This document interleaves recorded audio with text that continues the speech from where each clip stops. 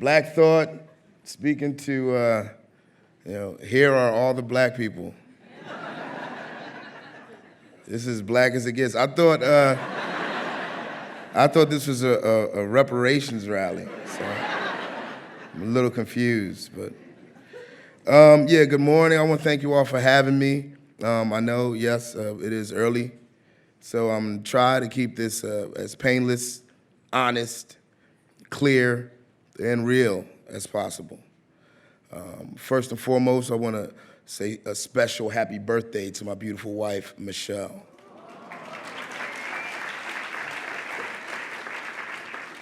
Who's in the building? Michelle, AKA Opal, if you look at my Wikipedia page. I don't know why her name is Opal on Wikipedia. We're gonna get that updated for you, babe. Today, I'm gonna be sharing about 4 things that I've learned being a professional creative over the past 30-some-odd years that will hopefully, ultimately, help you to stand out, to embrace your own light, and to surpass your fears. To start, let me begin with a proper introduction. I'm known as Black Thought, but my name is Tariq Trotter. You should all say, "Hi, Tariq." It's Tariq with a K, but I publicly go with a Q. Then that's only on the days that I feel like a Q over the K, and other days it's a K over the Q. So here's that. And I've always suffered from an almost debilitating fear of being noticed. I've somehow managed to have a 30-year creative career built on ambiguity, on being that guy from that thing whose name, whose contribution, whose purpose of which you're semi-aware but not completely sure. On more occasions than I can count, I've taken the back seat and I've watched as my partner and co-founding member, as other brothers and sisters in my graduating class basked in the limelight, a light that I've dodged literally and figuratively, as I've managed to play both leading and supporting roles in the equation that is our band, The Roots. On stage, I've been able to hide in plain sight behind the light show, the sheer sound, the acrobatics of the bass player and the guitarist, and the big-ass tuba. The shade of my beard, hat, sunglasses, all through which I managed to maintain the distance between the world and me, existing sort of from the shadows. This has somehow been sustainable, but more recently, not truly fulfilling. What I've learned in all these years of personally playing it safe is that, well, maybe you shouldn't. I've always had an artistic eye and a unique sense of style, and yet I was never into standing out too much. I come from a place and an era where drawing attention has always been frowned upon because sometimes your very survival could depend upon your ability to blend in, your ability to be like water or like a chameleon, to never draw. Where I come from, when someone is using too much energy or shining too hard, we say, stop drawing. When any person, place, or thing is overly annoying, or overcompensating, overwhelming, overachieving, we say, that shit is drawn. This is drawn, stop drawing attention. I grew up in Philadelphia in the 1970s and 80s, knowing so many who stood out and spoke out, who lived out loud, and eventually paid the price for it. Having done so, my father was murdered in his 20s. My mother, having done so, was murdered in her 30s. This did nothing for me but solidify my fear of being visible. I didn't have that much desire to be seen or heard as an individual. I wanted to move in a space below the radar due to my fear of flying. Didn't want to draw. I've done myself many a disservice blocked many of my own blessings. I've gotten in my own way on many occasions because the law of attraction is real. And electromagnetic energy is scientific fact. And when we project the energy that says, I want to be ignored or leave me alone, I'm uncomfortable, I'm unconfident, after a while, that energy speaks volumes, and the universe begins to oblige. So that blessing, that opportunity or achievement or insight into greatness begins to naturally pass you by because it's what you're asking for. It's what you'll accept. It's what you attract. Our deepest fear is not that we are inadequate. It is that we're what? Powerful beyond measure. It is our light, not our darkness, that most frightens us. So, how do you give yourself permission to shine? How do you make the decision to get out of your own way, to move still, despite and through fear, to see yourself and your talents and tell your stories that honor those? I've always said that the job of the creative, the innovator, influencer, is to tell and sell within this capitalistic society in which we live, stories, okay, through movement, through colors on a canvas, the written or spoken word, through images on a screen, the waves in an algorithm, the culinary arts, fashion, one's strength on the field, bravery in battle, poise and performance in the boardroom, the newsroom, the bedroom. These are all the sum of our experience. We're all uniquely comprised of all these different paths, that equal our personal narrative. And that narrative is a very precious commodity. So when you're in the business of being creative, when telling stories and creativity is literally your life as it is in advertising, or for me as a lyricist and writer, how do you stay fresh, rooted, inspired? How do you continue to strive for and measure yourself against your own internal barometer for greatness, as opposed to a constant navigation of external accolades, recognition, and validation? How do you see yourself, honor yourself, respect yourself today, now, even if you haven't before, even if your colleagues or corporation or job don't, in order to shift that energy of the universe back into your favor? 4 lessons, 4 key things I've learned in this creative journey as I've gone from making myself small and taking up less space to the important realization that I owed it to myself, to my talents, to the sacrifices of those I've known who've helped me to be great, my kids, my wife, my legacy, the opportunity to be my most expansive self.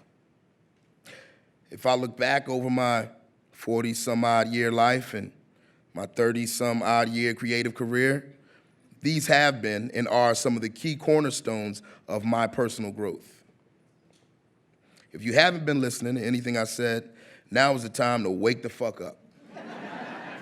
See, I had to throw a little curse word in there just to make sure y'all all awake. 1, pay close attention to patterns. 2, always know yourself, because then you can reinvent yourself. 3, get outside of your comfort zone. Shatter your creative comfort. And 4, work hard and then work harder. Let's get into it. Pay close attention to patterns. Pay attention to the patterns of those who came before you and to the current patterns of culture and society. And from this observation, determine how to distinguish yourself from the pack. Sun Tzu states, the art of war is governed by 5 constant factors to be taken into account in one's deliberations when seeking to determine the conditions in the field. These are the moral law, heaven, earth, the commander, and finally, method and discipline. Sun Tzu goes into detail about each of these factors, but the essence is that one cannot win a war if these details are not in your favor. So paying attention to the patterns first and foremost forces you to slow down and assess as well as access yourself, to go within into your own stillness and understand exactly what the fuck you want to contribute to this world. See, paying attention to the patterns then allows you to understand with the knowledge of your innate strengths and a deeper understanding of your areas of weakness. A formula for your own success based on the shifts in culture that you have seen in the past, can see in the present, and thus can predict for the future. It becomes a methodology. It becomes your lane. I wrote the song What They Do with the Roots and a brother named Raphael Sadiq in 1995. What They Do was an observation of the music industry, and we used that song to address what was happening in the world, in the culture, and in the industry at large. That year, as a people, we were facing frustrations and juxtapositions. On the one hand, we were enjoying the success that we had newly earned from and through this genre called hip-hop. And on the other, we were moving away from some of the core artistic principles and innovation that had marked hip-hop as an incredible creative movement. In the industry of entertainment, an industry then and now, irreverently manufacturing, marketing, and packaging rap and hip-hop and as artists, all as mainstream commodities. What had become the new normal was an assembly line style starter kit that supposedly lent validity to artistic identity. There was zero originality, not in the sound, the style, or the imagery. Everything had become super, hyper predictable. With What They Do, I held a mirror up to the rap status quo and established myself and our band as the antithesis to what was trending at the time. It was a decision that would forever become part of my brand and the core essence of the Roots, my mission statement, if you will. Forever go against the grain. Always take the road less traveled. Never do what they do. While the industry churned out to then drop and discard a whole generation of artists, we worked on consistency, creativity, building narratives, having an artistic lens, existing at the intersections of hip-hop, top-tier instrumentation, and jazz, a unique visual identity, and thus an iconic sound. Watch closely for the patterns of others in order to distinguish yourself from the pack.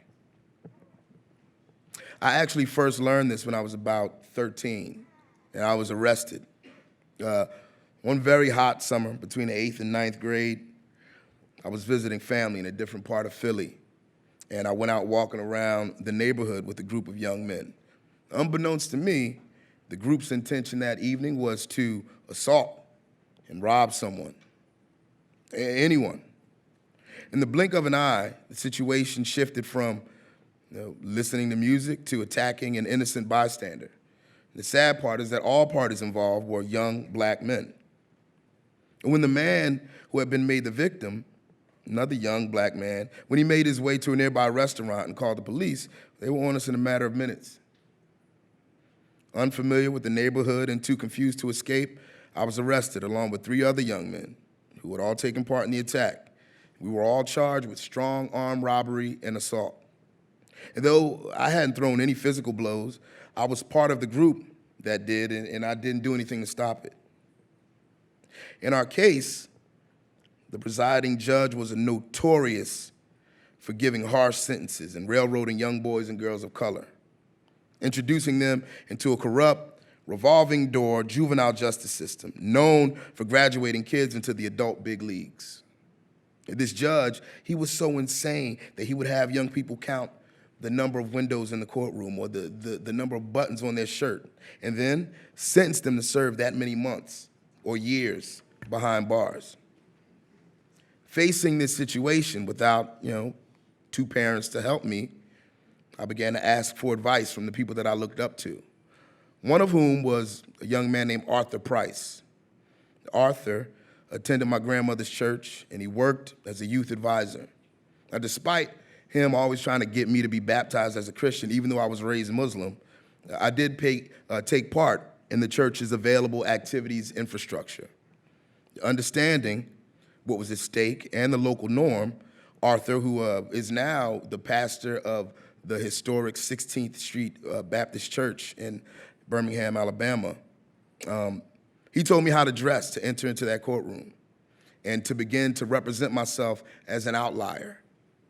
So during the trial that went on for about a term and a half into my freshman year of high school, I showed up to each hearing dressed in a white shirt and tie with slacks, wearing my school ID prominently, in a place where it was always visible.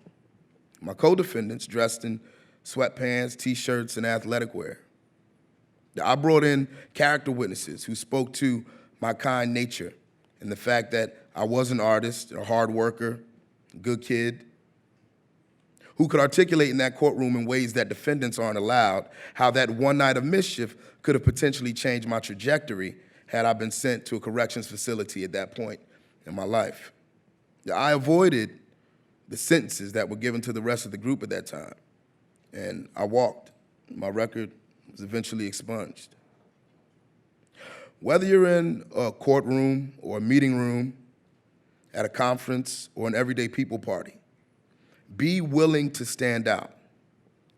Be brave enough to stand out.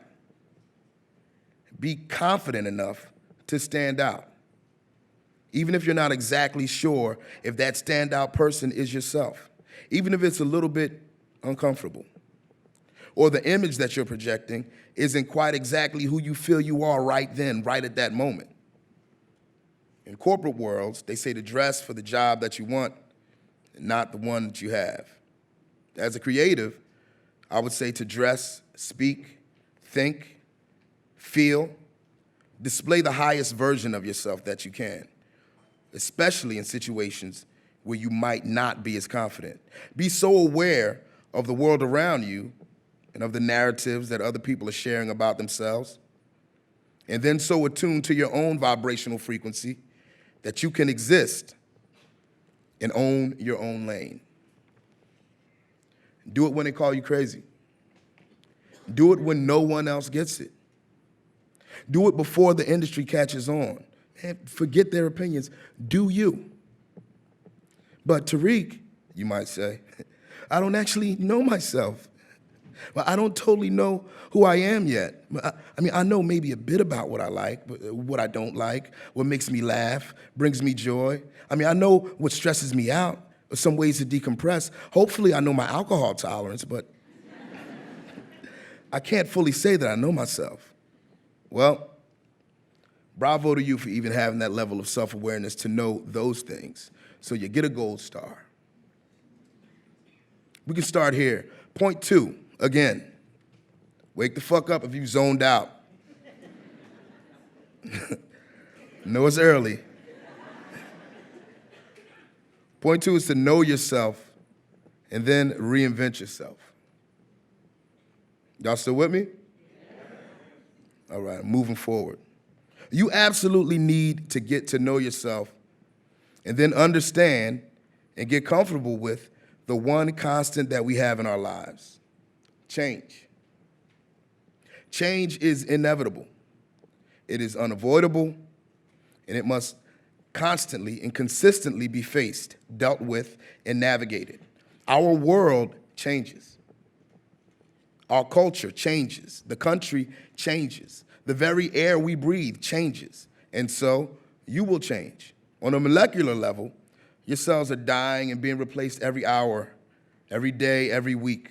So not only must you learn how to get to know yourself, but you need to get comfortable with the idea that you will need to constantly relearn yourself, constantly check in and evaluate where you are in the midst of your ongoing metamorphosis, and then lean into that shit. Root, grow, emerge, shift, shed, reinvent, and then rinse and repeat. But how do you get to know yourself? Through stillness, sitting that ass still.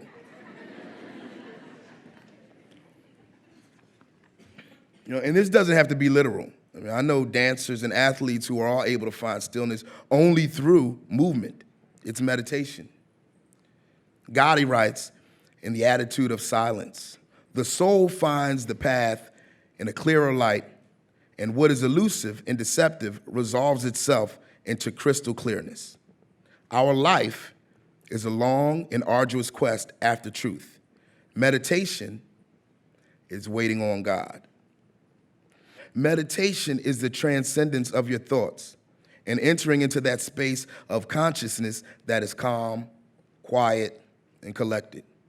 It is a place and a space that observes without judgment, that is both logical and emotional, but rooted in your intuition. That tiny feeling in your gut, and you kind of have to use a bathroom, but don't. The tingling feeling that you can get from nervous excitement. That feeling, hone in on it. Exercise that. Learn how to listen to it, even when it's not as loud as like a bubbly stomach, and is as subtle and quiet as an inclination. It's where your mind, soul, and body all combine to transmit messages to your entire system as you observe patterns in your environment. See how those patterns come up again?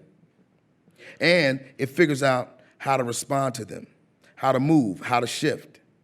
It's where you can learn how to sit with both your darkness and your light and not be afraid of either.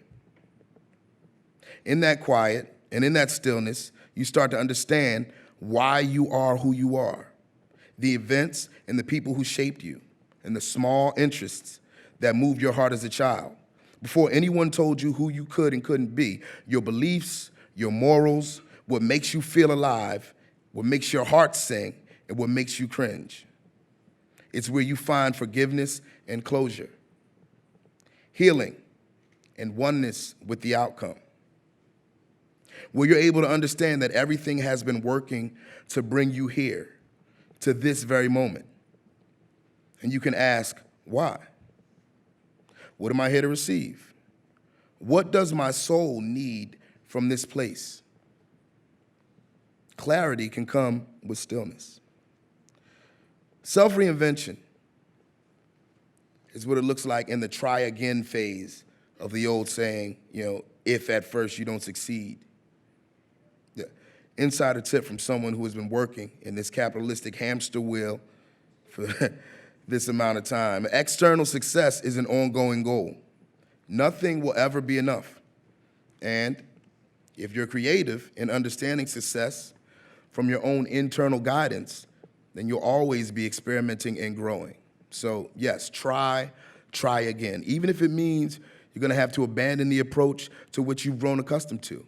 Try again.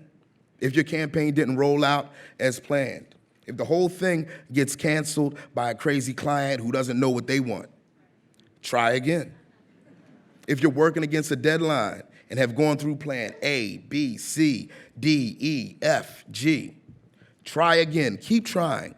Remain ever nimble and ever able to adapt and adopt new ways of thinking, but never go against your self-constitution. Stand for what you stand for. All of you that you found and continue to find in that stillness, build your brand on solid ground, on a rooted foundation, but remain willing to build and destroy, to burn shit down and forge a new self from the fire and rise reborn from the ashes. Change your fighting style. Some of my peers are incredible examples that inspire me to do this. The Jill Scotts and Commons, Snoop Dogg's, Ludacris, Tip Harris, John Legend, my brother Questlove.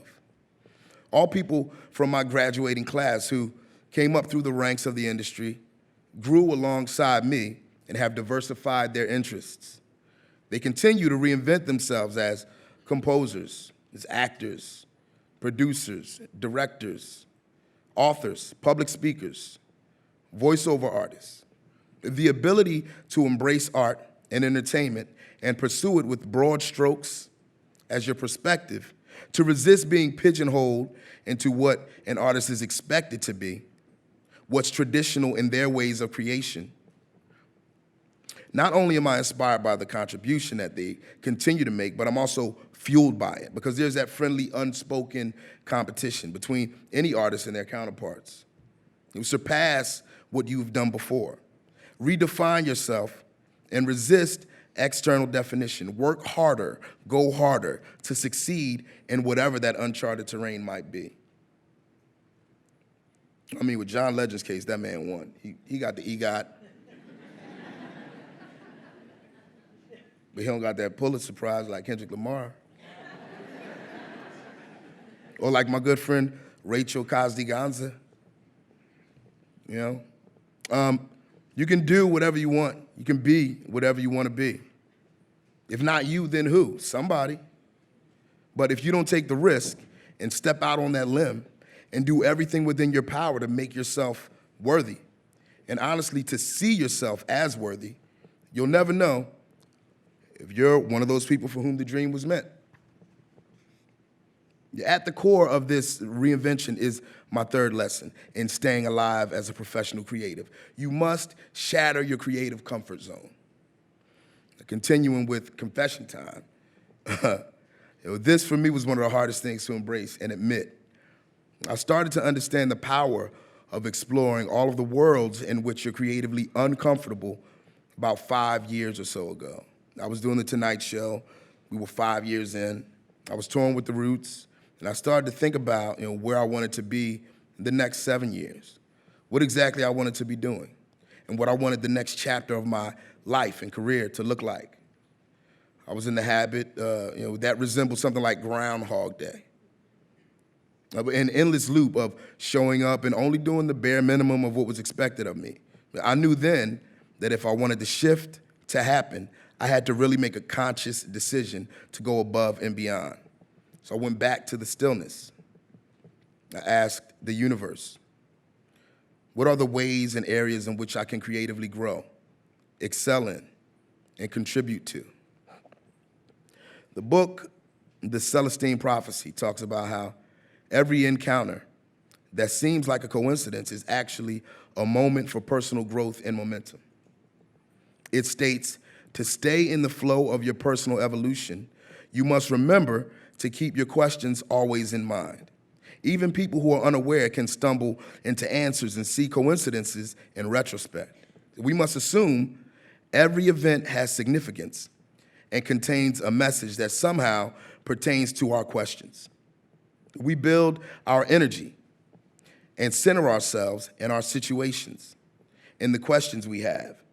And then we receive some form of intuitive guidance, an idea where to go, what to do. Then the coincidences occur to allow us to move in that direction. And each time that these confidences lead us into something new, we grow. We become fuller persons existing at a higher vibration. So I listened. I noticed. I knew I was blocking my blessings up until that point. And as I paid more attention, the lane began to reveal itself. It came in the form of soon-to-be Broadway musical that I've now been working on since then. It's called Black No More. Black No More was a project that was brought to the Roots on the same day that Hamilton was. We went on to executive produce the original Broadway cast recording for Hamilton and an album called the Hamilton Mixtape to win, very many awards and sell very many records. But, at this point, I had zero interest in anything that related to musicals. I was yet to see the light. I hated any dialogue that was steeped in or followed by some corny-ass musical song breakout moment. I took the meeting, actually, and this is all honesty. I took the meeting because the writer of Black No More, John Ridley, had just won an Academy Award for Best Adapted Screenplay for his iconic work, 12 Years a Slave. So I was thinking I would be offered a role in some dope-ass movie. As I sat in that meeting, I became less and less interested as they began to explain the project. This story about a doctor who manipulated vitiligo to turn black people white, and the resulting chaos that ensued, and the way we can lend our voices to the music. I was like, you know. But in that meeting, they compared the play to this new off-Broadway thing that I had never seen before called Hamilton. And I had zero frame of reference. But then earlier that day, I had an audition. In this damn play, Hamilton had come up again. This time, my theatrical manager, was telling me that she represented someone who had been casted in Hamilton. And I recalled the week before that, we had taken a meeting with the record label, that we eventually wound up doing those Hamilton albums with, and they were talking about doing a soundtrack for this random play. So 3 times, 3 totally separate people, 3 different occurrences. Hamilton, the musical, Broadway musicals, musical theater came up like within the course of a few days. So my musical hating self went to see it. Me and my wife went. We went to see it at the Public Theater, and I thought it was amazing. And I thought that it would represent a shift in the culture, even in its most early stages, like I could tell. So I listened as my creative comfort zone was being absolutely shattered. So this one meeting became a series of meetings about this new production that was unnamed at the time. And everyone ended up losing interest. Ridley, my manager, Questlove, everyone had a million other things to do, and it went to the back burner. But I had made a conscious decision that I didn't want to lose this project. It had revealed itself as the answer to my question of what to do, what the next 7 years would look like. It has evolved into something that has the potential to change not just the culture, but to change the world. And it's totally shifted me in the process. I had to fully and wholly get out of my own way. How can I make songs, speaking for 7 different characters at once? I mean, I've never composed, arranged a thing. How do I figure out, what this song sounds like when there are 0 points of reference? Now, I can't even read sheet music. I had to stop saying, I never, I can't, there is no, I don't know how, and just sit and trust and figure it out. Over and over again, I figured it out. Every question I asked was answered by my own self once I sat down, focused, and listened to the universe. Fast forward, and now I have, produced, composed, arranged a whole entire soon-to-be Broadway musical, and I'm acting in it. We going to the moon when this shit hits. But I wouldn't have even been considering, branching out into this new medium and crossing disciplines in that way, or even seen it as a possibility for my talents.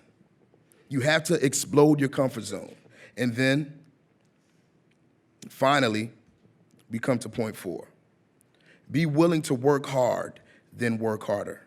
This is the last point, y'all. I'm almost done. Work hard, then work harder. The truth that no one wants to readily admit is that hard work does not always pay off.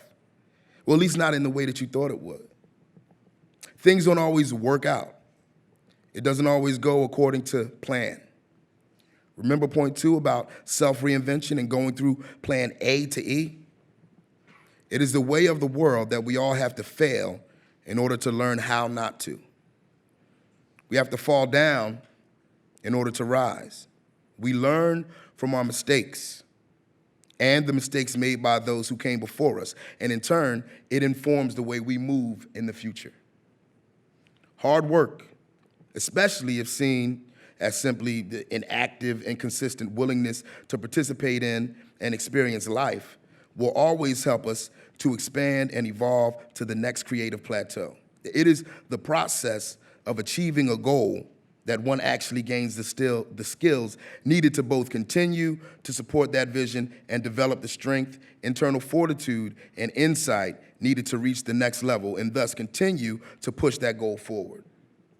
This is wisdom. It's something that can only be gained through experience. And hard work is that experience.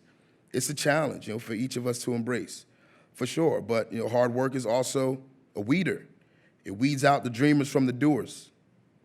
separates the weak from the strong, the actualizers from the afraid, and ultimately hones, develops, and polishes both our strengths and our weaknesses. Seeking a task and then seeing it to its ultimate completion is the greatest high that you can ever get in your career. And ultimately, it's a choice. There's a quote by our President Obama that I admire greatly after being beaten in his first run for Congress at 40 years old, and wondering if this line of work was actually cut out for him. He had a revelation, and he stated, "The thing that got me through that moment and any other time that I felt stuck is to," well, actually, no, he said, the thing that got me through that moment and any other time that I felt stuck is to remind myself that it's about the work.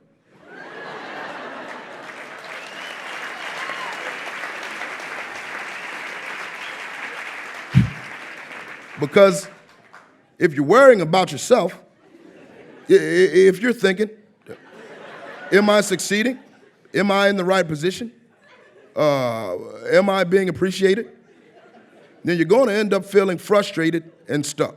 But if you can keep it about the work, you'll always have a path. There's always something to be done.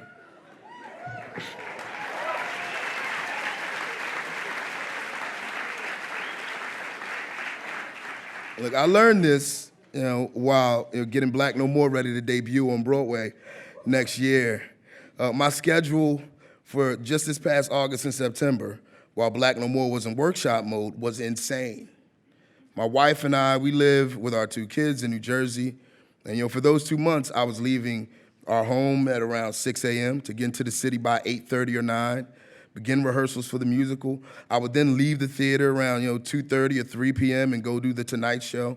I would perform until 6, and then from our Midtown headquarters, I would then hustle back downtown to go into the studio until 10, 11, sometimes 12 at night to finalize any changes from the musical production and arrangements for the play. And then back home, and then rinse, repeat. The work was the growth, and it was never ending.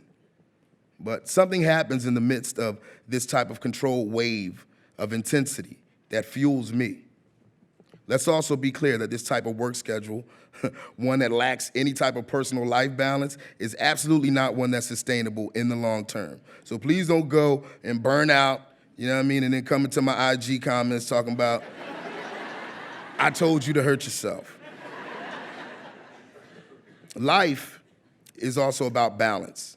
It's about finding it, embracing it, and when the waves come, go deep underwater so that you can be transformed and not crushed by them.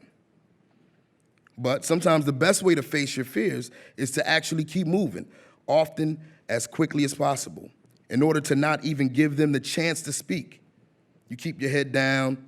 As my manager says, put the blinders on, bro. It's time to put the blinders on. And you do the work. And one day you look up and you've built a legacy. So as you move through these creative industries interlaced with corporate bullshit and jargon and rules and regulations, as you seek to understand who you are as an expansive creative soul outside of your paycheck and commoditized skill set, remember to pay close attention to patterns. Know yourself and then reinvent yourself. Shatter that creative comfort and work hard and then harder. Best of luck. I'm excited for all of you and excited to see who you become, what you create, and the incredible ways that your output is going to continue to shape our world. Thank you.